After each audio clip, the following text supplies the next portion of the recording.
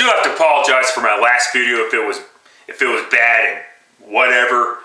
But when you add the rain and the fucking hail and then the thunderstorm, and it was heavy rain, so I was a bit distracted, unfortunately. Nothing more I could do about that. But anyway, the countdown continues with 70 through 61. Let's go, because I don't have time for this bullshit. Alright, coming in at number 70 is Tamba Hali. We know who he plays for, the Kansas City Chiefs. Took another drop from the countdown. Last year he dropped, and this year he dropped again. Whatever. I do think the Chiefs are going to be good this year. I see them winning the AFC West, but more on that later on the summer.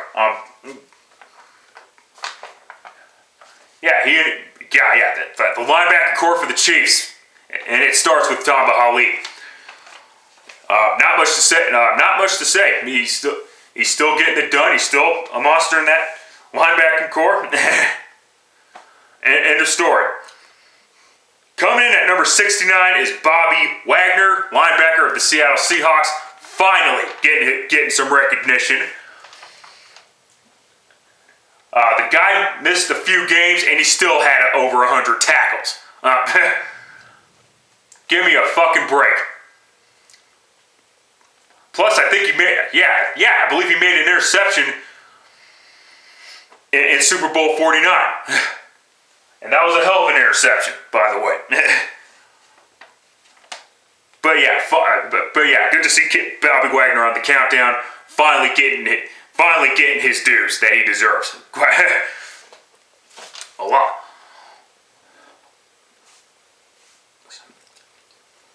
All right, coming in at 68, Larry Fitzgerald, who dropped again in the countdown. I believe dropped again in the countdown. Which is understandable because he had to go through 3 quarterbacks this past year. I mean, no different than what happened in 2012. Where he had to go through a plethora of quarterbacks because the Cardinals were so fucking banged up in 2012. 2014, no fucking difference. No fucking different. The only difference is the Cardinals didn't use that as a bullshit excuse. They went 11-5, not 5-11. Because Bruce Arians is doing it. Because Bruce Arians is one hell of a fucking coach. I was wrong about this guy. I thought this guy was not going to be as good as everybody said he was. But obviously, I stand corrected. But back to Larry Fitzgerald. Yeah. Like I said, had to go through Carson Palmer. And then Drew Stanton, who didn't do that bad himself. I gotta admit, he was a viable backup for the Cardinals. But once Ryan Lindley happened, that's it. I mean, give me a break. Unfortunately, I understand. Too fucking low. I'm sorry, too fucking low. I still see him in the next, maybe the next group of 10 that's coming up, but not this group of 10 and whatever. So too low, but not that low. Whatever.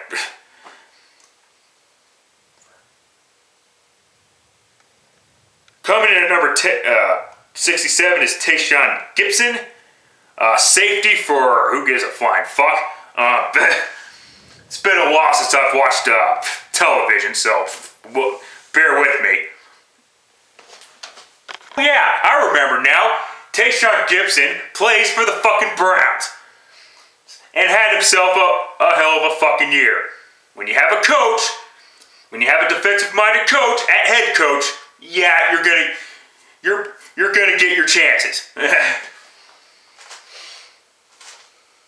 So So yeah, and yeah, went to the Pro Bowl in 2014 or 2015, whatever the fuck you want to call it. The league year is the league year is probably the most fucked. The NFL season is probably the most fucked up season because of where it ends or whatever the fuck. But whatever. Problem is, he does play for the Browns, so a little bit overrated. No, I'm just kidding. Who cares? Fuck off. All right, 66, DeAndre Levy. Once again, of the Detroit Lions. And this guy doesn't get enough. And this guy doesn't get enough mentions because of Ndamukong Suh. But now that Ndamukong Suh's gone, he's good. He is going to get a lot. He's good. He is going to get more mentions, and he is going to be more recognizable. But he has been a hell of a player for the Lions. Next to Ndamukong Suh, of course, on that Detroit Lions defense. Not much to say here. All right, 65, Justin Forsett, running back of the Baltimore Ravens, and how he got that shit, and how he got on the countdown in the first place, and how he got really one more chance to play in the National Football League is because of the stupidity of Ray Rice and what he fucking did in that fucking nightclub or whatever the fuck. The fucking dumbass. And Ray Rice may have fucking cost him. He may have ended his NFL career quicker than he wanted to. I mean, the magic of videotape and video recording.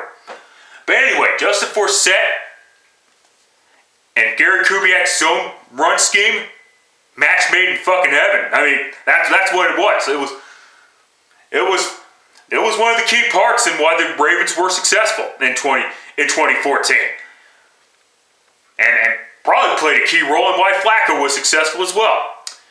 But now that Kubiak's gone and come to Denver, of course, and in Kubiak's place is former Chicago Bears coach Mark Trestman. He might be a contributing factor in the passing game because we know Mark Trestman is a pass-heavy coach. It works the first, and that's the pattern, right? It works the first year, and it sucks the second year. Just saying. But hey, throw him a fucking bone. The guy played great. He's been through 3 different teams. First the Seahawks and the Texans. One more fucking team I forget, and I don't. Jaguars. That's what it was. The Jaguars, but of course the Jaguars never really looked at him as a starting running back up. Whatever. All right, coming in at 64, Charles Woodson at 38 years old, by the way.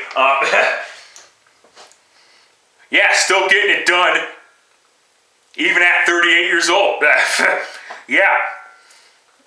And of course, his teammate, who should also be making the countdown, if I'm not down, he'd better make the countdown, but I forget his name, but yeah, whatever. But this is about Charles Woodson. 2 years ago, he made the countdown, and I thought overrated as shit because I thought the guy was done at that point. And it's funny because 2 years later, he's back on the countdown, and he's actually higher than the last time he made the countdown, back in 2013.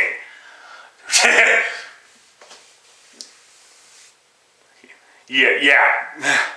Probably a little bit too high now. I'm saying overrated now. He's 38.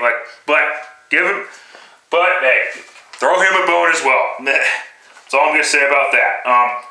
All right, coming in at 63, Jerry Hughes, defensive end for the Buffalo Bills. Man, the AFC East is all about defensive lines. I mean, Jets' defensive line's good, and the Bills' defensive line is good as well.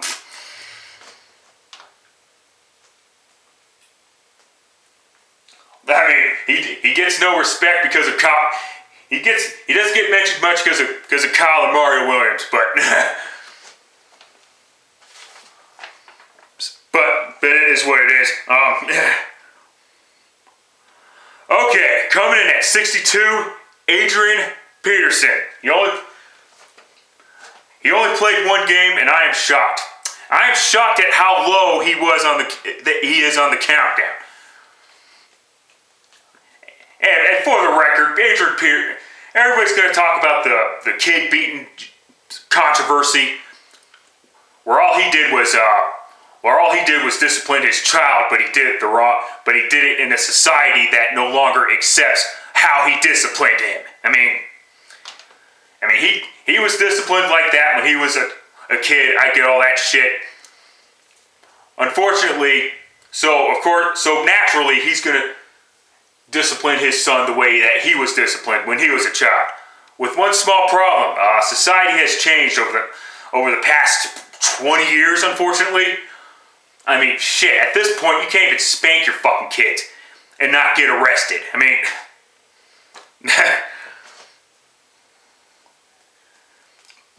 whatever there. I've got mixed feelings for Adrian Peterson, and it looks like he's gonna stay for the Vikings for now anyway. So yeah, I don't know how to feel about this guy from moving forward. He's still one of the best running backs in the game. I'll tell you that, but I don't know how I should feel about him. Whatever. Who cares? And last but not least, at 61, Jeremy Maclin, formerly of the Philadelphia Eagles, now of the Kansas City Chiefs, reuniting with Andy Reid. And of course, he's going to make the countdown. I believe he had his best season of his career last year with Chip Kelly's system, which is a pass-heavy tempo type of offense. But now he's back with Andy Reid, and of course, funny thing, Andy Reid also likes throwing the ball a large part of the time. Of course, he's been cutting that down recently because he has learned to utilize his running backs for a fucking change. Something Reid did not do in fucking Philly when he had LaShawn McCoy. In his prime, but nonetheless.